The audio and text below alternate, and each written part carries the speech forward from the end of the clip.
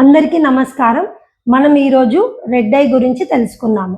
Red I అనేది చాలా common eye problem. మనం డే టు డే లైఫ్‌లో చూస్తూ ఉంటాము.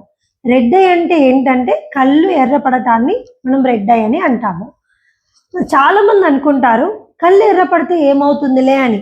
బట్ రెడ్ ఐ కూడా డేంజరస్ సైన్ కావచ్చు.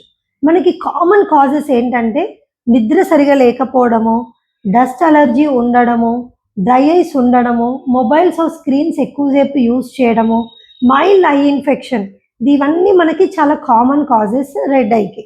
సో వీటిని మనం సింపుల్గా ట్రీట్ చేసుకోవచ్చు.